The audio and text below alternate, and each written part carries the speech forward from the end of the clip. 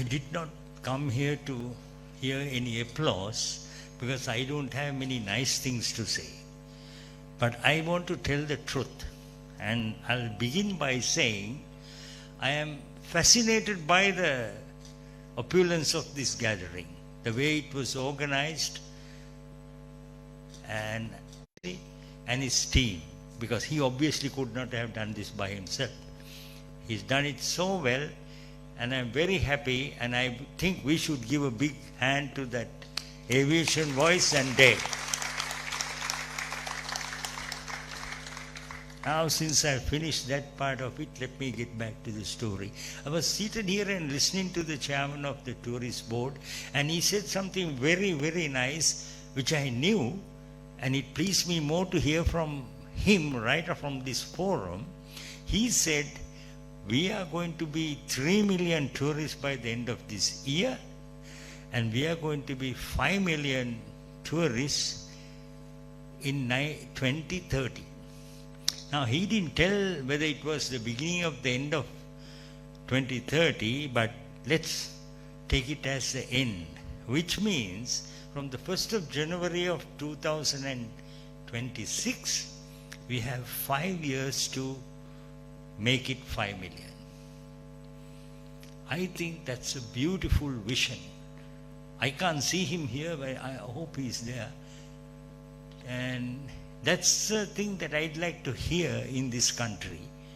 Because for 77 years, in aviation, whether it be airport or whether it be aeroplanes or whatever we did, far too often we missed the bus. And at most times we did not miss the bus, we missed the cruise ship. That's why we are in this state today, in debt, having an airline, and then someone like Mr. Hevavasam comes up and says, he's got the vision. The rest of you here should be happy he has a vision and do whatever you can to achieve that. And I think that is where we should be going. And let me talk about how I think we can help his vision. The best way to do that is to find out where we are today and see how we are going to get there. Let's call 2.5 million people today. Will have to increase by another 2.5 by 5 years. So 5 million. And I'm going to talk about the airports and I'm going to talk about the airline, because the rest of it I do not know about hotel rooms and how they bring people and how they are transported to different places. Those things I don't know, but aviation I know something about, and I like to talk about that. Now, if you have doubled your incoming tourist, does that mean we have to build another Sigiriya? No, nothing like that. Do we have to somehow go and bring another Anuradhapura into existence? No, they are all there.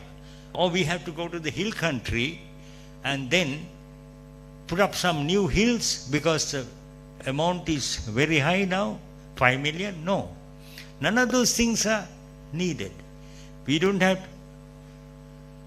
Excuse me, somebody is talking here. Can you please give me the piece of silence? Thank you. We don't have to start waterfalls to have that increase in tourist numbers. All that we have. Now what we need is, we need airlines to come here. We need passengers to come here. Or, excuse me, am I talking or somebody else is talking here?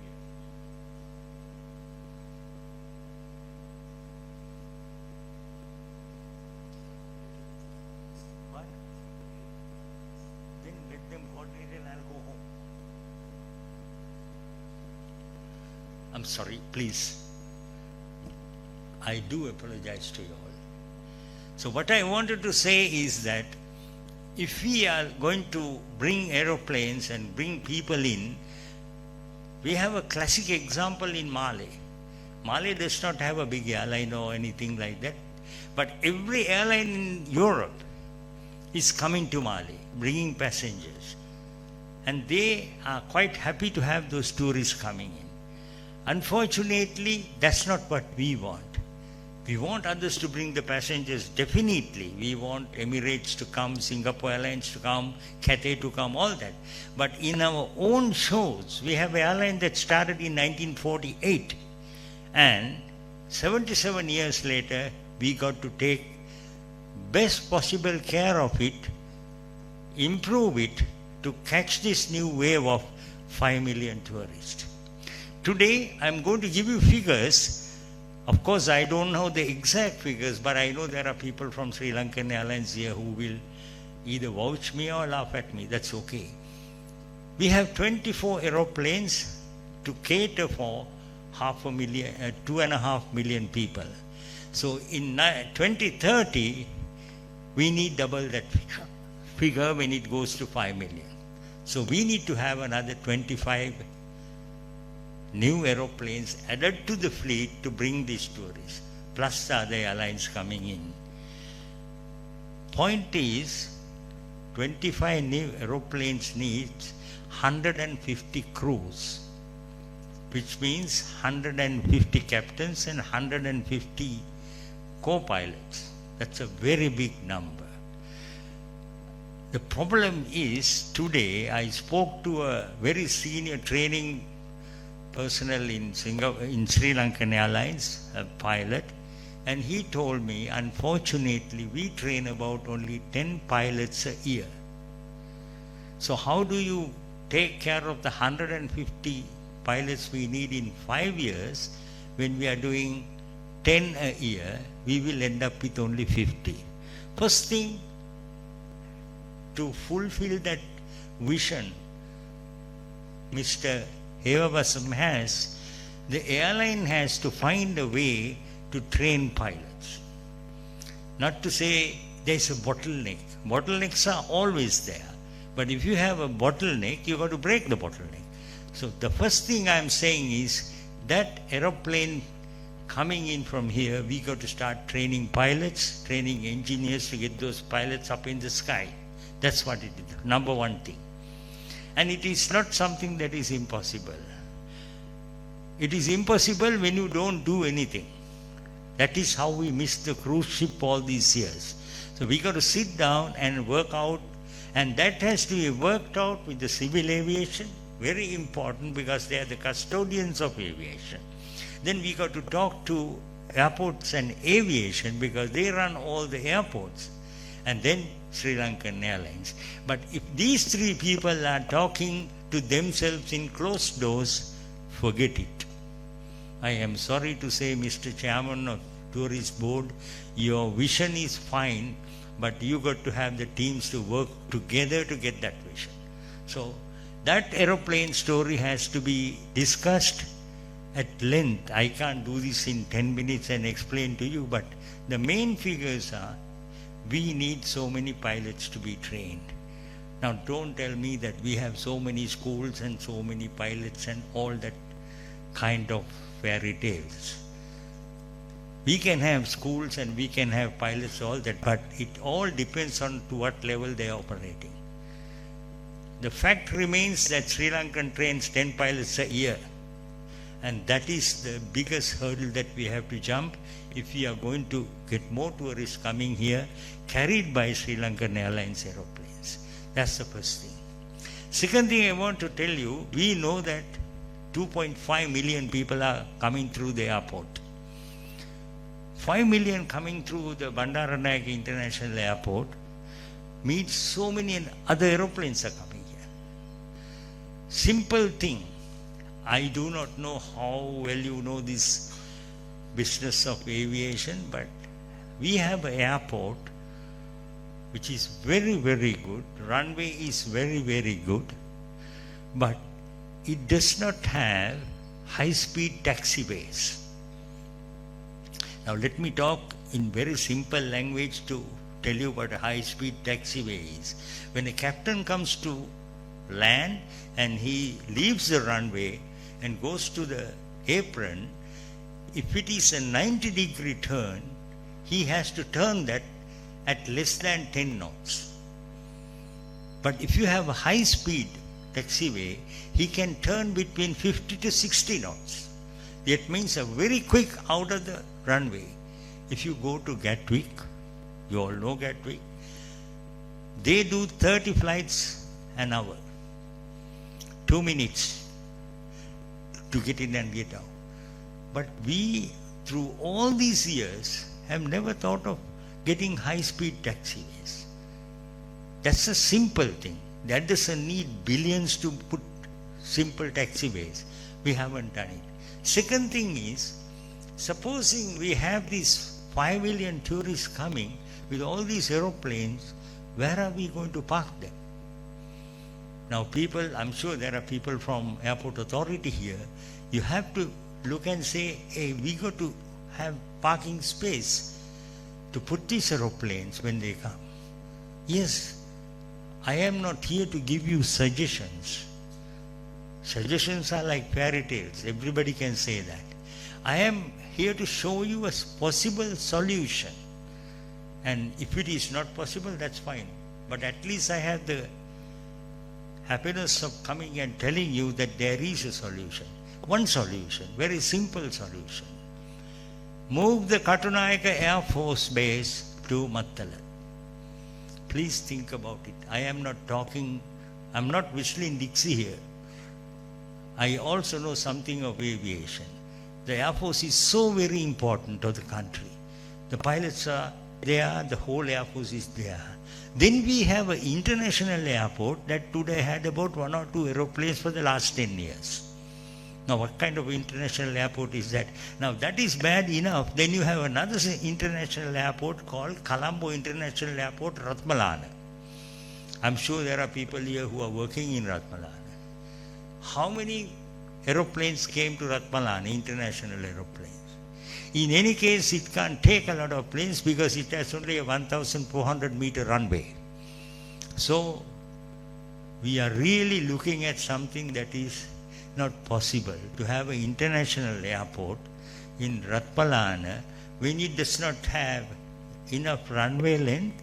Never mind all that, it does not have even a landing aid.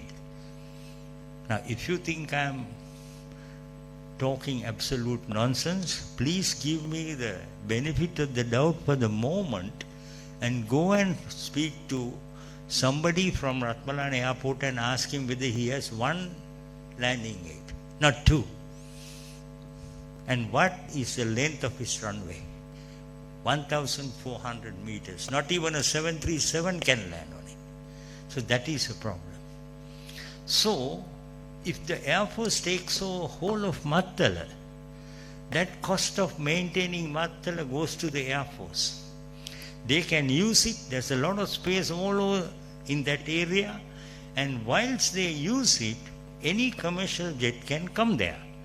There's no problem. Bangkok had Dom Muang with Air Force aeroplanes landing and civilian planes landing. There are so many places in the world that can do this. So that is another big advantage. Now supposing the Air Force moves to Mattala, that whole northern side of the airport is free. It's a huge area. All you got to do is have the vision to do that, have a small terminal on north of the runway and make the entrance from Katunayaka to that. That way, half the passengers who come will leave from that side. And if you have a little bit more sense to think about, make a 2,500 meter runway on that side, a small runway. Now when you say 2,500 is small, you might think, okay, how can these big aeroplanes come? I think this lady and the gentleman are originally from the UK, right? You know Newcastle. There's an airport there which has a 2,300 meter runway. So I'm only talking of 2,500. Newcastle is 2,300. And Emirates flies every day with a 777 to that 2,300 meter runway. So they can do that in Sri Lanka also. So please, ladies and gentlemen who have some kind of a vote or some kind of a clout in the thinking business of aviation, this same story I said to a similar audience 2 years ago, and at that time the Minister of Aviation was seated right in this seat, right in front. And I told, please think about this. This is what you need to do.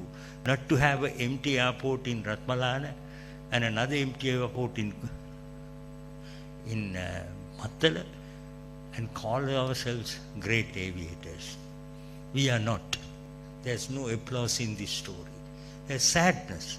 Sadness because I've seen in more than half a century of time, I've watched this whole drama coming to stage, leaving the stage when the curtains are down, and leaving worse than when they came. That is why we are in debt. That is why we are losing. We have the vision. For God's sake, let that vision work. That way we can do it. And that cannot be done by having separate entities controlling aviation, not talking to each other and seeing what is commonly best for the country. I am only speaking on behalf of aviation and my country. That is what I am saying. All this time we had a beautiful policy in Sri Lanka, in aviation. Unfortunately, that is what we followed. You know what the policy was? Answer is no. What is your question? Don't laugh. And please don't applaud me. I didn't say things to be applauded. I just wanted to tell you the truth. We need to have the vision and the power to chase that vision. And we have the people. There's absolutely no doubt about it. I have absolutely no doubt about it. If Singapore can bring 15 million tourists to see Santos Island and Orchard Road, we should be able to at least bring 15 million to see this beautiful country. And wasn't this country the one that is voted today as the most beautiful island? We have that all free. We have an entire infrastructure. Only problem is we are not peddling. Thank you.